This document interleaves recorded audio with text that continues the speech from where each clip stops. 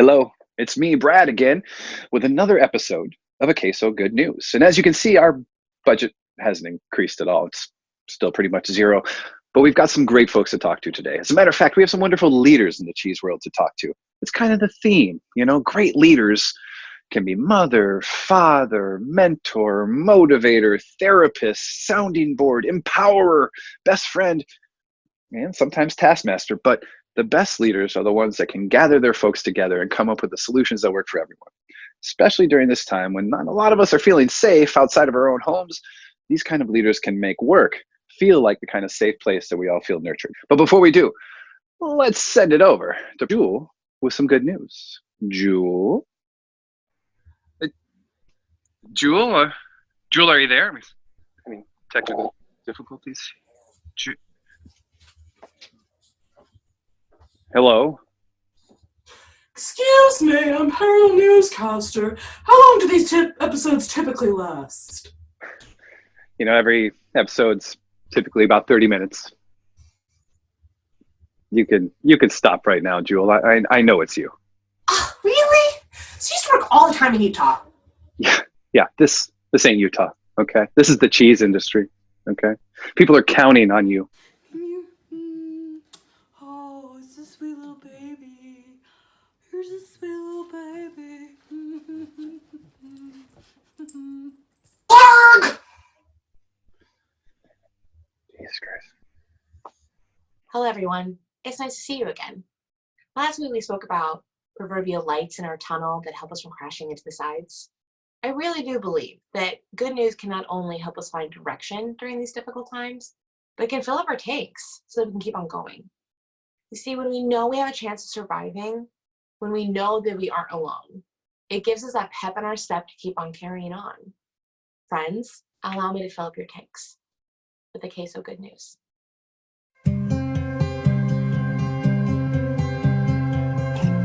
With the ban of public gatherings, many businesses lost significant sources of income. Stores that used to hold weekly events in the form of classes and tastings quickly turned to the good old Zoom to help stay afloat and to keep their audiences engaged. But some have even gone the extra mile to not just put smiles on people's faces and cheese in their mouths. A relatively young business in the small town of Denton, Texas, decided to use these virtual events to give back to those who had lost during this time.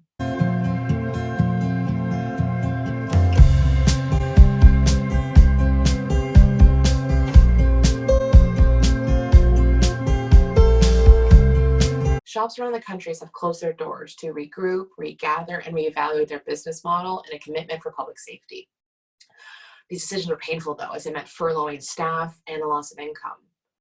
Self-doubt of whether or not it was the right call has plagued many business owners, and especially now as they try to reconsider opening up again.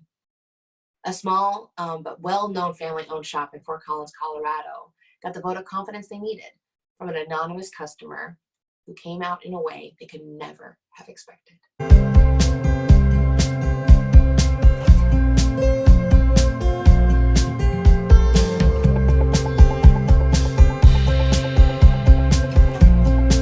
First responders around the country have been the real heroes during these times, working overtime, putting themselves at risk, but then getting the simplest of things like groceries becomes incredibly difficult due to odd hours and concerns for public safety. A San Francisco institution known for its cooperative spirit stepped up to give back to those who have given so much.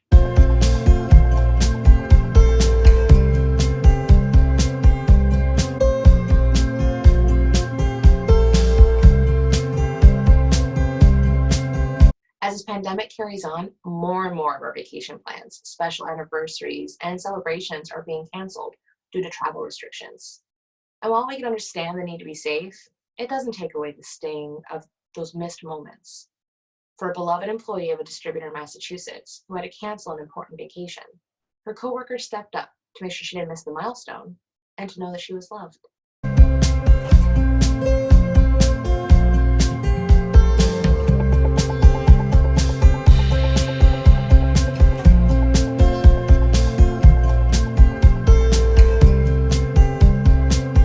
Doesn't it just feel awesome? When people rise up to do what's right, especially when no one asked, it just helps you remember then not all is lost. Like Maddie. Back to you, Brad. Thank you, Juhl. It does make you feel good, doesn't it? Now, if there was a Mount Rushmore of cheese, our next guest would be on there. Ladies and gentlemen, Betty Coster. Kind of one of the things I think is so wonderful about not just the cheese community, but also the specialty food community. And what I've been trying to express is how close we all are, how we really do know each other and have spent really nice quality time with each other, be it dinners or travel, or even just over a wedge of cheese. But like, we really, really like each other. Yeah, it's not a fake. Yeah, that's right. It's not competing with anybody, you know, like we really just want us all to be here and to be around, because I think especially in America, because we finally got it, you know, we finally got that good food's important and cheese is important. And then this happens. So we gotta keep that in mind. And yeah. So tell me something good that's happening in the shop of Lamuse right now. Well, the good things are, so we're not twice as busy, but half time as busy as we used to be in the shops. Okay. And it's very regular because people don't want to come all at the same time. Mm-hmm. So you see a change in the sales throughout the week. We used to be like the weekend shop, but now the whole week turnover is a lot bigger. And it's just kind of steady all throughout the day because yes. It looks like it's cool. I don't want to be there when there's a big crowd. Has it changed the way you talk about the cheese at all, or has it changed how you talk with customers? No, not at all. So that's the same. Only we have a limited, so they're not allowed to come in with more than 2 people at the same time, Sure. while it used to be whole families. Right. And in Emuiden in the shop where we have the cheese bar, which is now closed, okay. When it's busy in the end of the week, we open the back door and we have spots on the floor every 1.5 meter apart. Wonderful. And I made tables next to those spots with ideas to get them on a certain track before they get to the counter. So you can do your own tasting, or do you have everything for your fondue, or do you want to have a newsletter with subscription with recipes, or so every table has some information. And please come back in our cheese bar so you can enjoy our cheese platters, etc.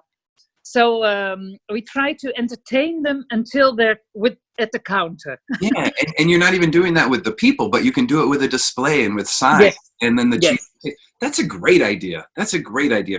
It does the service of the job getting up there. So also people can be a little intimidated when you've been waiting in line and then it's your turn too. So this you're really giving them a good sense of what they might want when they get there. You know? So that works.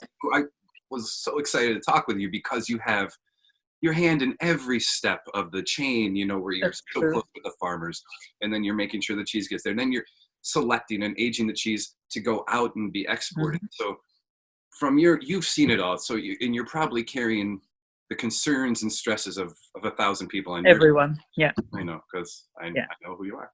Yeah. There's got to be good things. So, I mean, the one thing we've been talking about is the creative solutions and that have come out of this crisis, or even those things you just had to do, right? You have no other choice. Do that one thing you've been thinking about, because there's never going to be another time it's going to happen. Yeah. So give me one of those kind of creative stories or cool solutions from a farmer. Well, so I'll tell you first, when it started, there was a kind of panic amongst the farmers, especially, for example, Wildeweide, who Joost just got into the business with his father. They were trying to expand, and suddenly they were stuck with cheese. So he called me and he said, listen, and we were in February, I must say, we were in the Salon du Fromage to show his cheeses to the world. And then suddenly everyone forgot about it because there was something else going on. So he was like very concerned. And then I said, Joost, I'll do anything on my side. So we'll put your cheese in boxes. I stopped selling his cheese, started selling another farmer in my shops because I came short in my export channels. So I'll start selling yours again. But you have to do something on your own. And that's like, go in, find supermarkets in your neighborhood who who now can sell local cheeses because they have a story to tell, and people want local because they trust that. So that's what he did. He had 4 new addresses around the aisle who now sell his cheese, and he also went to a brewery, and they made a box together with a pastry shop and a cheese and his and the beer, and they do tastings and also online tastings and things like that. So he's now going to combine it with our cheese also, so he wants to help me again.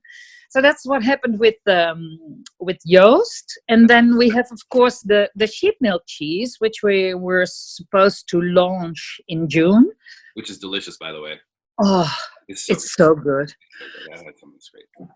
But that farmer, Jacob, was so concerned. So the first weeks, he was almost every Monday on the phone and like, do you have any news? And do you have any idea what's going to happen? And I said, Jacob, it's a mystery to me as well. We just got to let go. I'm start to sell your cheese in my shops. Yeah. So we'll start taking from the batch that was supposed to be in New York in June. Right. And we'll see what happens. And then like 3 weeks ago, Australia came back to it. And now next week, the first batch is going to the US. So the first batch we had produced is now gone, and we're looking to the second batch, and I'm also having a third batch in production. So he called me yesterday, pretty relieved now.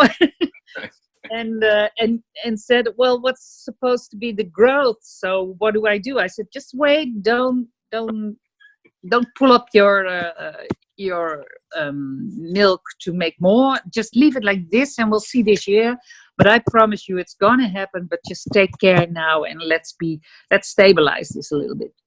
So that's for the sheep milk cheese. And then there's this farmer who started a vending machine outdoor.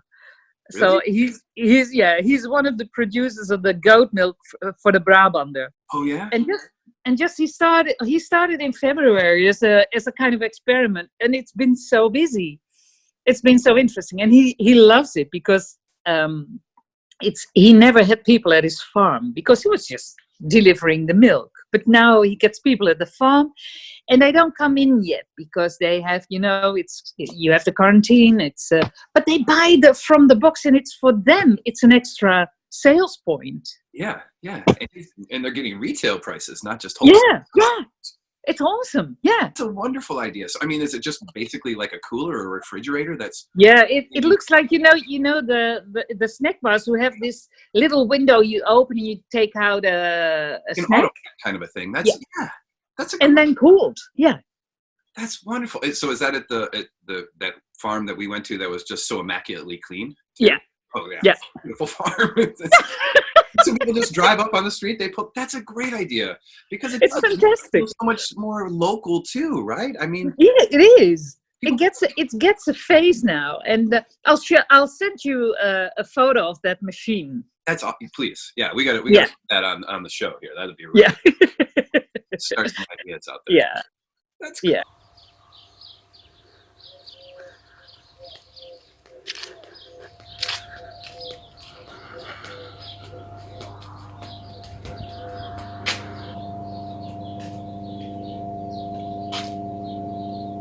It gets people together whom you never thought would work together like that. It really does, because we're all in it. There's not a single person that's experiencing something different than right next door. So it's the same problem to solve. And if we can solve it together, I mean, that is that community that's kind of risen up and reconnected. And so finding a way to get it back into a customer's hands, even if it's not the way you originally envisioned it, right? Even if it means having somebody cut it and pack it, it's still going to get to somebody in good shape who's going to enjoy it. And there's still going to be a way to find some way to bring that cash in so we can keep the whole thing going for 6 months down the road, 9 months down the road, 12 months down the road. Yeah. Well, you've had a long day already probably, so I don't want to keep you too much, even though I would keep you for an hour just to look at you. I miss you. I'm not going to see you this summer. That kind of breaks my No, there's no travels, right? We'll make it up next year. I think so. I think so. Yeah, we need to help those farmers again. Yeah. All right. Well, my love to you. My love to Martin. Please say hi. I will. I will Spread your love as far as the eye can see around here. Thank you so much. And it's been great seeing you again. And keep up the good work. We'll do I'm just following Rachel's lead. She's going to pull us all through this. We're going to call her the SS Juhl. She's like a tugboat. Our Just Kim. pulling us all through. I love it. Ciao, Wonderful, ciao. lady. Thank you. Bye-bye. Bye. From across the pond to a little closer to home.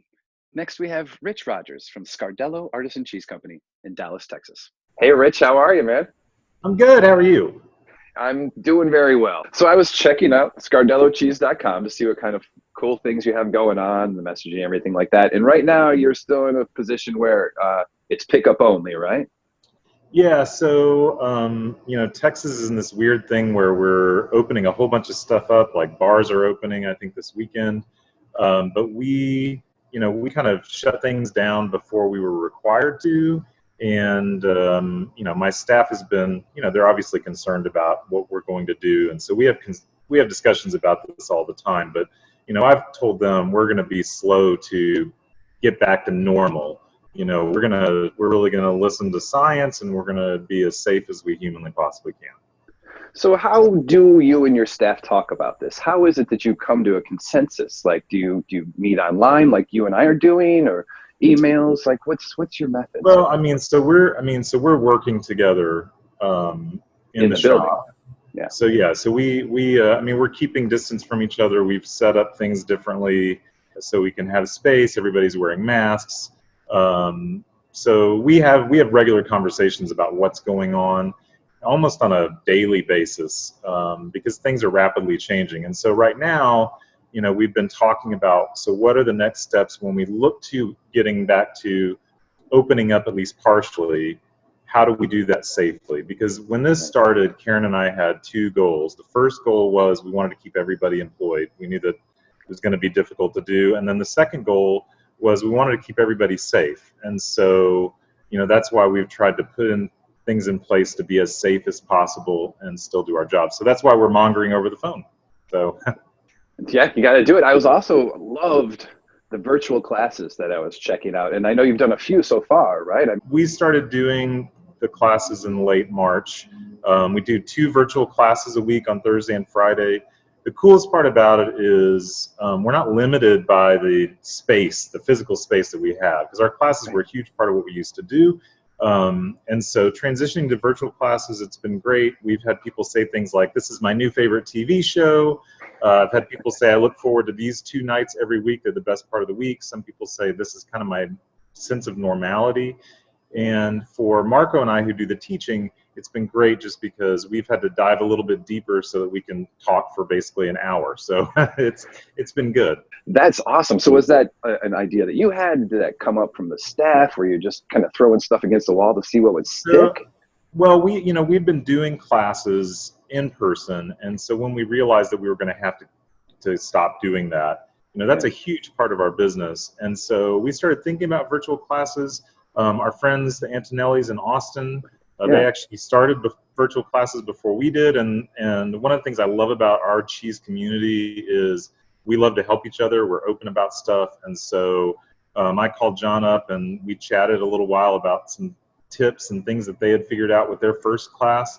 And so then we just kind of took it from there. And it's been hugely successful. It's really been one of the things that's been keeping us afloat. So I think the thing that, and I think everybody has realized this, is that, we are having to change what we do kind of every day and adjust to new factors. And we do things in ways that we never thought we could do them. We do things that we never thought we would do as far as making deliveries and some other stuff. But it's all part of this, need to keep going.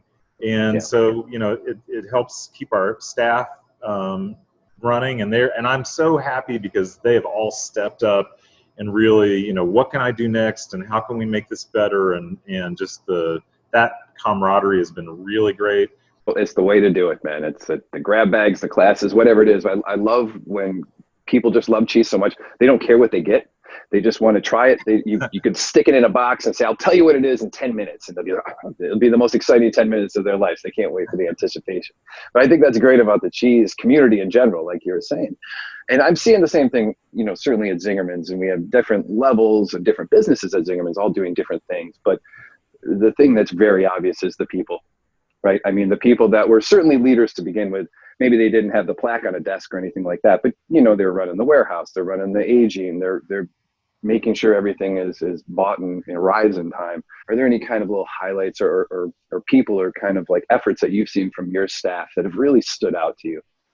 I think that one of the things I'm most proud of is that everybody on staff, we've always had a culture where if you have an idea, if you think of a better way to do something, I'm not the guy that came up with all the great ideas. I never have been. So we want everybody to be a part of it.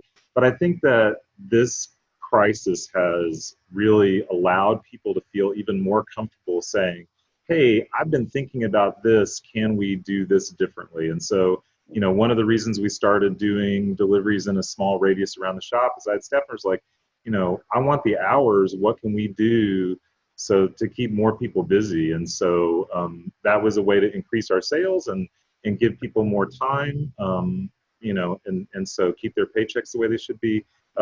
Marco, who's my kind of co-host in our classes, he's our sommelier and beverage program manager.